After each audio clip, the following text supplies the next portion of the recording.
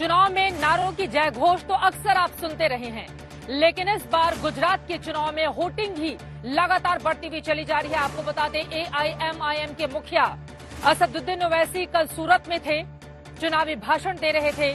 उसी समय उनके सामने मोदी मोदी के नारे लगने लगे और दूसरी तरफ काले झंडे भी उनको दिखाए गए। असदुद्दीन ओवैसी इस पर भड़के हुए हैं, भड़काऊ बयान भी उनकी ओर से लगातार दिए जा रहे हैं। लेकिन इन सब के इतर आपको ये भी बताते चले कि इस मुद्दे को लेकर बीजेपी पर लगातार वो आक्रामक हैं।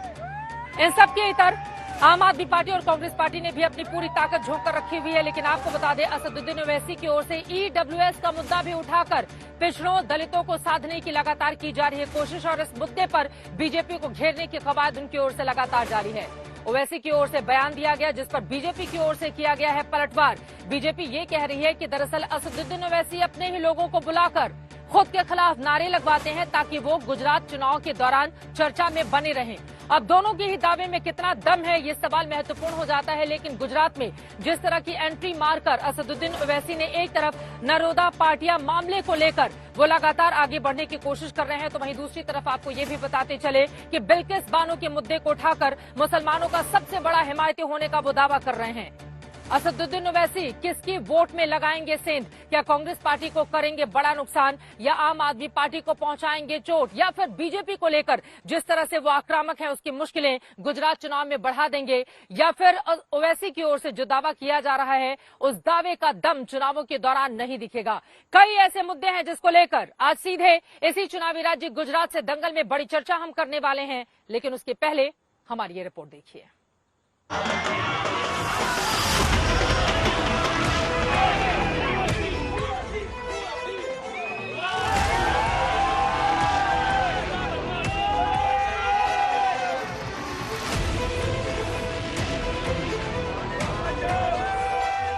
गुजरात की चुनावी टक्कर में नई एंट्री ओवैसी जोर तो लगा रहे हैं, लेकिन गुजरात लोड नहीं ले रहा।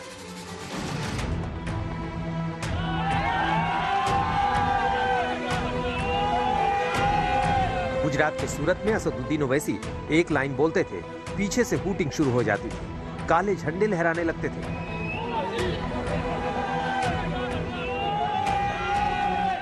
गुजरात के मुस्लिम मतदाताओं पर ओवैसी का असर नहीं हो रहा। ओवैसी अब कभी दलित, आदिवासी और OBC समुदाय पर भी डोरे डाल रहे हैं, तो कभी गुजरात दंगों के पन्ने भी पलट रहे हैं। अगर आप भाजपा को वोट देंगे तो याद रखिए, मुस्तकबिल में कास्ट बेस्ड रिजर्वेशन खत्म हो जाएगा। ये आके बोलते मैंने गुजरात को बनाया, मैंने गुजरात को बनाया, आपने सबको बना दिया, आपने सबको बेवकूफ बना दिया। जिन्होंने बिल्किस का जिंदगी को बर्बाद कर दिया, बिल्किस की बेटी को खत्म कर दिया, उसकी मां की इज्जत लूट ली, उन लोगों को छोड़ दिया भाजपा ने।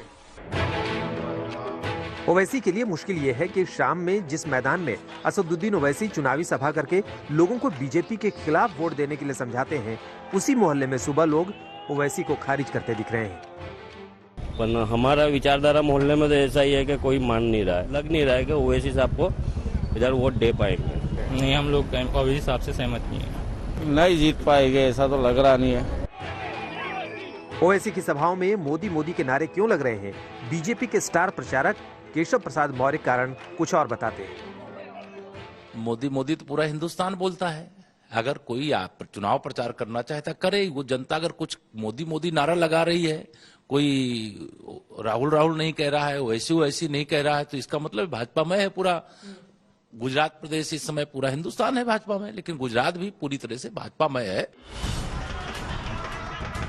गुजरात में ओवैसी हो या आम आदमी पार्टी, दोनों ही दल मुस्लिमों के सामने कांग्रेस का विकल्प बनने का दावा कर रहे हैं। जबकि आंकड़े बताते हैं कि गुजरात में 2017 में कांग्रेस ने 6 उम्मीदवार उतारे थे, जिसमें 3 की जीत हुई थी। वैसे गुजरात की 6.5 करोड़ से अधिक की आबादी में मुसलमानों की तादाद करीब 11% है, जबकि मुस्लिम वोटर्स कम से कम 25 विधानसभा सीटों पर नतीजों को प्रभावित करने की क्षमता रखते हैं।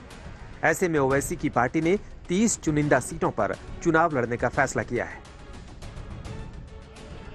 ओवैसी मुसलमान वोट के अलावा दलित, आदिवासी और OBC वोट को पाले में करने की कोशिश कर रहे हैं। जबकि कांग्रेस और आप का कहना है कि बिना हिंदू वोट के किसी सीट पर जीत मुश्किल है, लिहाजा ओवैसी को वोट देना वोट बर्बाद करना है। सूरत से संजय सिंह राठौर और अहमदाबाद से चित्रा त्रिपाठी के साथ आज तक ब्यूरो।